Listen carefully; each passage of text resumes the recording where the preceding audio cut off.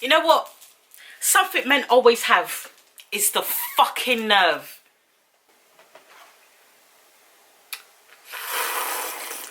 Yeah, your thoughts and tricks. It's your girl Osei back with the tea. This is coffee with a bit of alcohol. You know, I'm gonna keep it straight with you guys. I'm gonna keep it for real. So yeah, we still spilling the tea, but we drinking coffee. Yes, mommy hunty tea. Anyways, so today we're talking about a very serious topic. Very serious. We're talking about nice guys. Nice guys. I have so many issues with these men. I've met too many, and there's more than one breed. They don't even have to say I'm a nice guy, but they will say things very similar. Oh, I treat girls so well. Oh, I do this, that, and the cat in the hat. Why don't they love me back? Why this, why that? Oh, she's a hoe, but she won't fuck me. Then is she really a hoe? But anyways, that's besides the point. We have many things to talk about today, and that's why I think I'm gonna make this video later.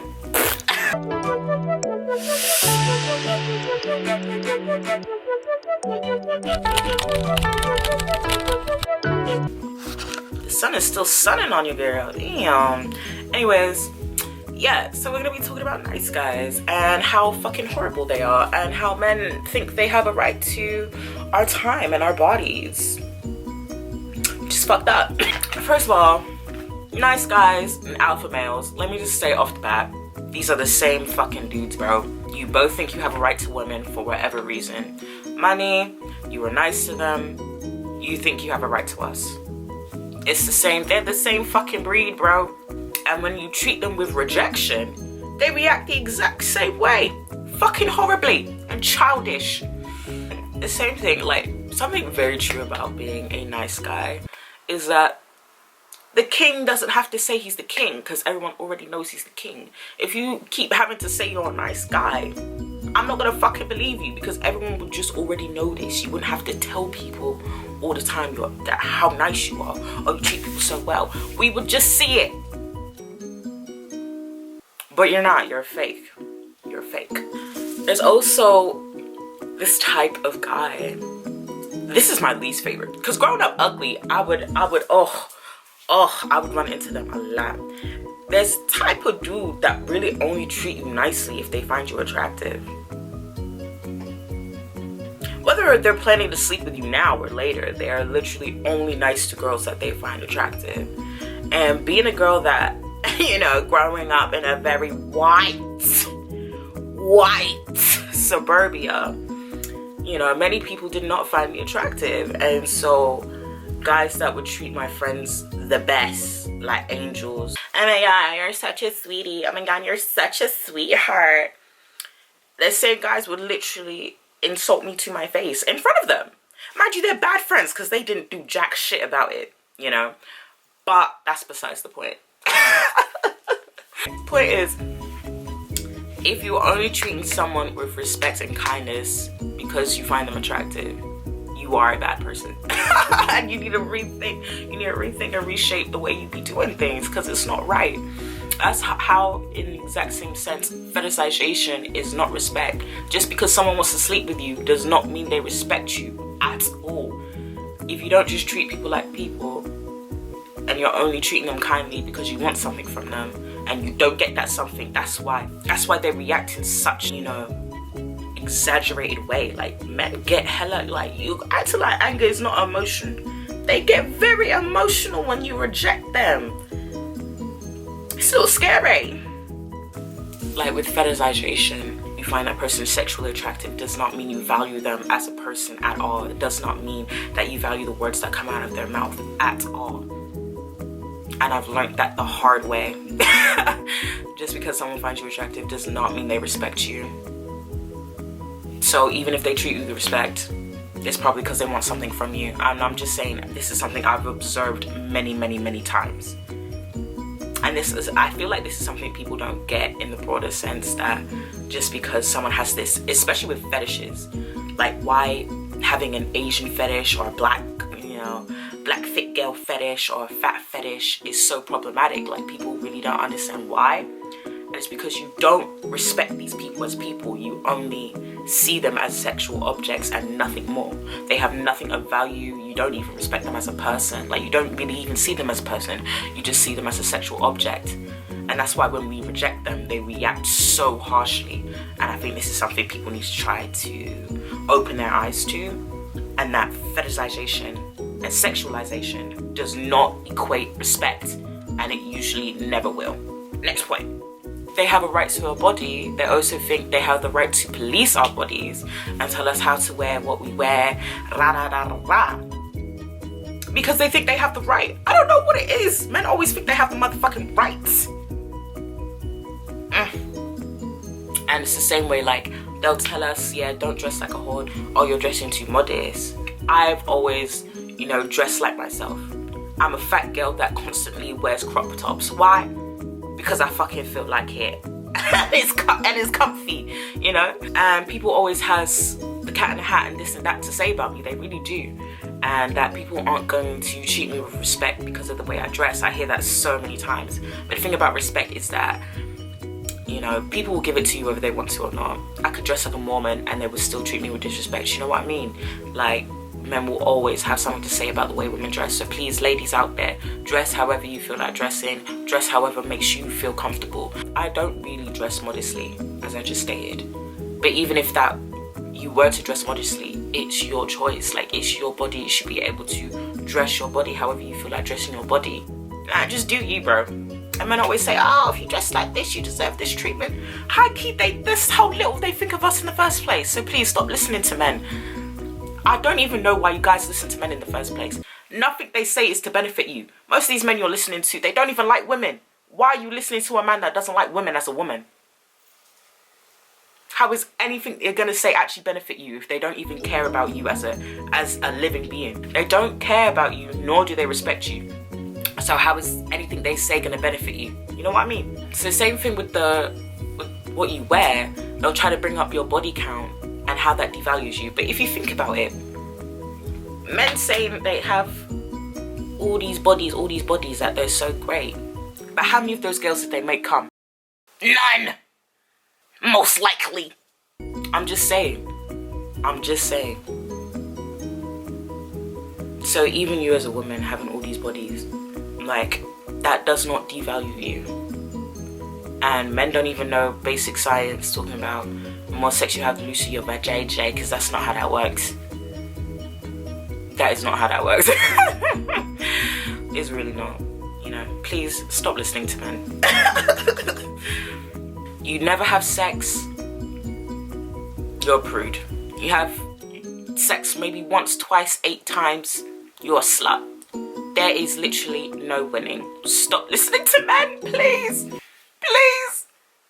Please. Like, honestly, sleeping with men in general is a scam. Because 10 times out of 10, I don't even get to bust a nut. Honestly, and if you were to only sleep with women, they say that doesn't count the same way. They say that if you cheat with a girl, that doesn't count. They don't value us as people. They do not see us as equals. Any man that says that does not see you as an equal, and they do not respect you. Dead ass. And this whole body count thing, I feel like with sexual freedom, it's just about having sex. We're not even told about enjoying ourselves or finding out what we like, what we don't like. Like, it's not about that. It's just about have sex with a guy. Just do it. Be a slut, be a whore. But what about you? What about what you want? I feel like there's so much power in saying no that they don't want to tell us that. They don't want us to feel empowered in any sense. Saying no is such a valuable thing. Like, if you want to, like me like fuck. I love fuck. What can I say? I like fuck. But when I tell a guy no, I don't want to sleep with you, that is my choice. If I don't want to sleep, I shouldn't have to feel like I'm being coerced or tricked into sleeping with someone. You know, it should be you sleep with someone because you want to, and if you don't want to, you don't have to. Even if they make you feel like you have to sleep with them. Oh, they're getting blue balls. Fuck that. If you don't want to, you don't have to. Please take that power of saying no, because saying no is so valuable. It really, really is. And I encourage more women to say no, because like, you could be abstinent your whole life, and that's fine. You know, sex doesn't make you whole. You know, you can have sex and find out you're asexual. There's nothing wrong with that, honestly. Or you never even have the desire to have sex. That is nothing. There's nothing wrong with that at all. Sex does not make you whole. Trust me. Learn it the hard way. So the same thing with us saying no and how much that angers them. I see so much as well that, you know, with Roe v. Wade being overturned, men have so much more control over our bodies and what we can say about our bodies. Even scientifically, women's bodies are so controversial. Like, there's such a lack in women's health in general. Like, even birth control. They cancelled men's birth control because they were having the same symptoms as us. They're like, oh, let's not have the men suffer. Medically, they're fine with letting women suffer. They really are. They really don't care about us. They're like dead ass. And I've been on it for a very long time, but my friends, you know, they said they've been on it and they stopped. And it really does change who you are. Like, you're not you when you're on birth control. For real. But yeah, even medically, like, there's such a lack because women's bodies are so stigmatized by men, and everything we do is so under men's control still. It's really painful. In this decade that Roe v. Wade was overturned says so much about how lawmakers see women's bodies as well. No respect for us. No respect for our say. I mean, really think about how many women were there in the room when these decisions are made. I'm gonna post some videos. But this... So in Iran, this young 22-year-old who's she's the same age as me, Masha Amini. She was wearing hijab, but you know, she wasn't wearing it good enough for them. And they beat her so badly, she fell into a coma and died. And this ties into so much of everything that I'm saying. The fact that they feel like they have the right to police our bodies. They really do. And this is really how they feel. And there's so many other young protesters out there being killed because they're saying this is my body and this is my right. And I should be able to dress and cover my hair, my head, my body, however I feel. And they're being killed for it. Those ladies out there are doing what real feminism is supposed to be. They are really out there fighting for their right just to not just live, but live as equals, live as people. It's so painful to see, but I'm going to post some videos, more information about what's happening. If you haven't yet seen my last video on how barbaric and inhumane Iranian women have been treated over compulsory hijab for the last 40 years, I urge you to go to my page and check that video out. But compulsory hijab and Mahsa's murder is only one of the reasons why Iranians are protesting. Now I'm going to share some of the anti-female laws written in the Islamic dictatorship's constitution in Iran. First and foremost, according to the Islamic constitution of Iran, a female's worth is half of a man. Therefore, the following laws are written accordingly. A female cannot legally become president or a judge. Every female citizen of Iran must obtain the permission of her father in order to marry. The husband by law is the head and the decision maker of the household. A married woman must reside in a residence decided by her husband. Every married Iranian woman needs her husband's written consent in order to obtain a passport and cannot leave the country without her husband's consent. A husband can legally revoke his wife's work permit if he does not wish her to be employed. The wife is by law required to obey her husband and to comply with her duty of sex, which she is not allowed to withhold. Women by law are required to abide by the Islamic dress code. The punishment is imprisonment, paying a heavy fine, or being lashed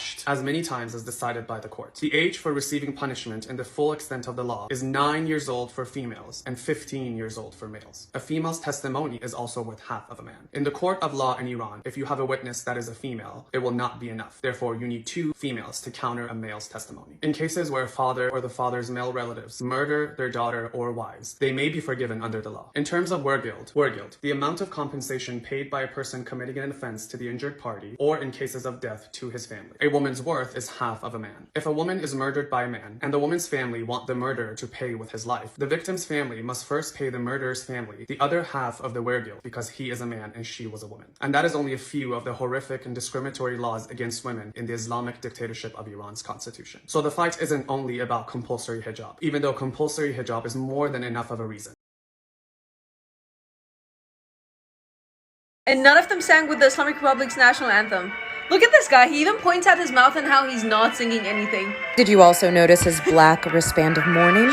And did everyone catch Syed Perimoon's epic goal? Or this iconic moment where he risked his life? When he returns to Iran, no doubt he will join his teammates in Evin prison. All of his assets will be seized and he will be tortured and possibly executed. So the revolutionaries he stood for have wasted no time in immortalizing this moment. There are tens of thousands of political prisoners and hundreds waiting execution. Singers, writers, artists, queer activists, and football players. The regime is promising to deal with him. This is 23-year-old Iranian girl Hadis Najafi dancing on TikTok. She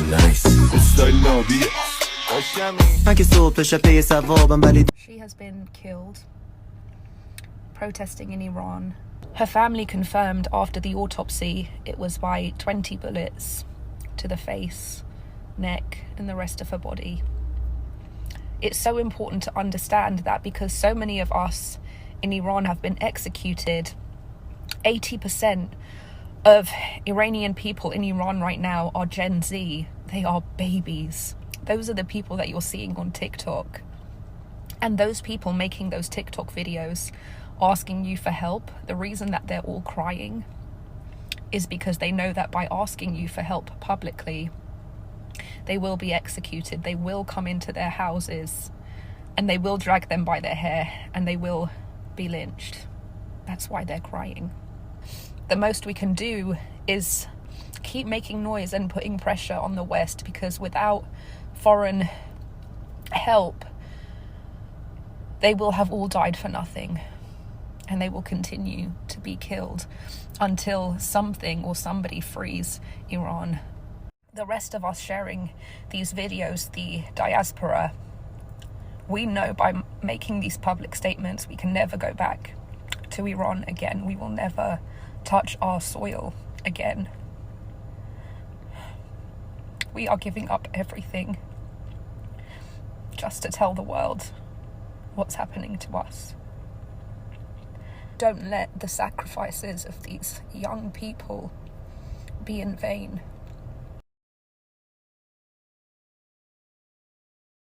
So since the news refuses to be the news, I have to be the news. This is 20-year-old Armita Abbasi. She was participating in the demonstrations in Iran, and then on October 18th, she was taken by the IRGC security agents to a hospital, where the hospital staff discovered that she'd been arrested 8 days prior. There were signs of repeated and violent rape.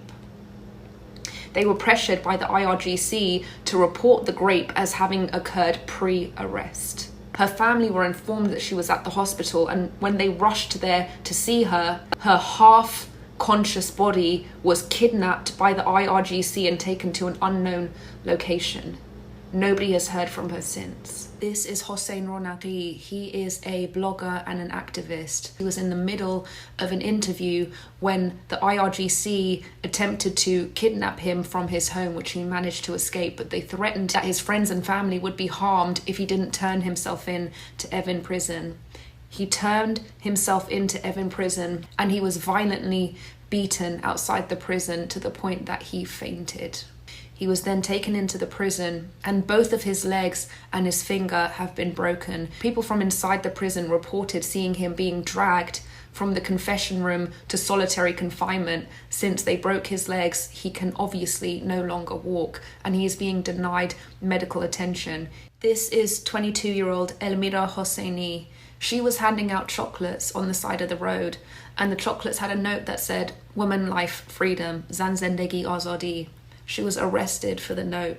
Her mother was informed that if she provided her birth certificate, they would let her go. And of course, they didn't let her go. Her life is in serious danger. This is Nilufar Hamidi and Elohe Mohammadi. These are the journalists that broke the news about Masha Amini's death. They have been in prison ever since, held in solitary confinement. Their lives are in serious danger. 227 members of Iran's 290-seat parliament just called on the judiciary, the Islamic Republic's kangaroo court, to issue death sentences to all of the people that have been arrested for peacefully protesting. That number as it stands is 14,000. 14,000 innocent people are about to be hanged by the Islamic Republic of Iran. I've said this before and I'll say it again. The Islamic Republic has yet to execute persons whose names are well known in the international community. That is strong evidence that saying their names works, and it is the least that we can do. If nothing else, say their names to save their lives.